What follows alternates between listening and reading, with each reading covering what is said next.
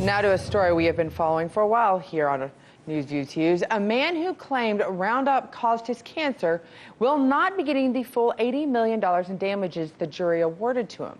Now, this week, a federal judge said he would reduce the amount to $50 million or less.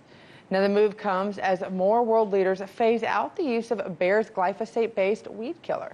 Mollye Barrows, a legal journalist with America's Lawyer, joins us now with more.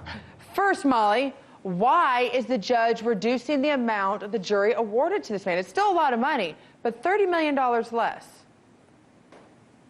That's exactly right. Well, essentially, it's because there's a legal limit, Scotty, on the ratio of punitive to compensatory damages. So last March, a federal jury awarded Edwin Hardiman $5 million in compensatory and $75 million in punitive damages.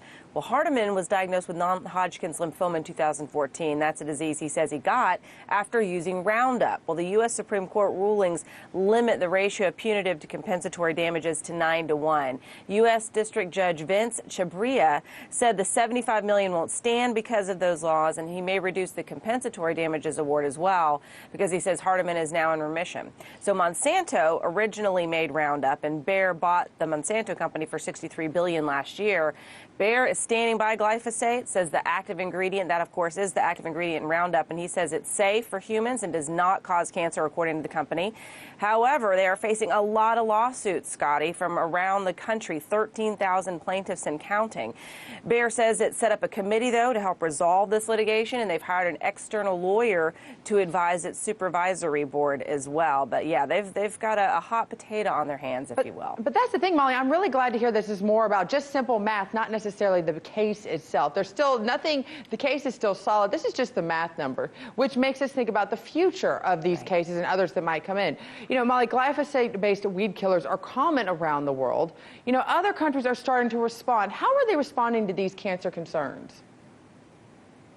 I think a lot of the scientific evidence that's coming to light is making them rethink their position on these glyphosate-based herbicides, including RoundUp. So nearly 30 countries have either banned it entirely, or they've restricted its use, or issued statements that they intend to ban or restrict it. So it's not banned by the European Union as a whole, but there is growing public support for a ban on glyphosates. Austria would, in fact, become the first country in the EU to ban all uses of glyphosate over concerns it causes cancer. That's if a bill that some lawmakers have already passed becomes law. So it's still got to go through their parliament, but it does look as if it will pass, and if it does pass, it'll take effect right around the beginning of 2020.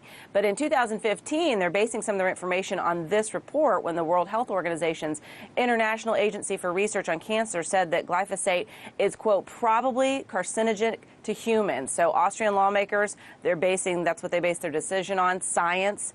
Bayer, of course, is taking issue with that. They say they respect the decision, but they feel like they're basing it on faulty science, if you will, and they're concerned about the legality of a ban that is not in line with the EU. So we may see some pushback from Bayer about that. Well, in the meantime, German Chancellor Angela Merkel is taking steps to also limit the use of glyphosate-based pesticides as well as herbicides, and she told her government that she believes that use of it will eventually die out altogether. So it looks as if glyphosates are losing some support around the world, Scotty.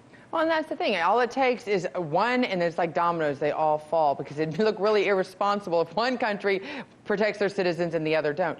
What is Bayer's response, however, to these international concerns and all the lawsuits? Well, it's interesting because, you know, again, they bought Monsanto, which made RoundUp initially, and it's not just a huge part of the company's profits, but it is, you know, a part of their umbrella and certainly makes them some money. But they're maintaining that glyphosate is safe to use and does not cause cancer, but the company is responding to those market demands. Of course, it's always about money, and they say they're going to invest more than $5.5 billion in researching alternative herbicides and offer other choices to consumers. So we'll see where that goes. But, you know, like you mentioned, we've had a series of big verdicts against Bayer over RoundUp, which has caused the company's stock to plummet to a 7-year low last month. Bayer is now asking as well a California judge to reverse one of those big verdicts, the $2 billion one that was awarded to a couple who also said they were diagnosed with non-Hodgkin's lymphoma after using RoundUp. The company says that that award was based on, quote, inflammatory, fabricated, and irrelevant evidence, and asked the court to throw out the verdict in Hardiman's case as well. So Bayer's next glyphosate trial will start this summer in St. Louis. That is the former headquarters of Monsanto, and the company will likely be embroiled in a lot of litigation for years to come, Scotty. But They say they're sticking by glyphosate. They see a bright future for it, despite Merkel's comments, despite the wave of litigation.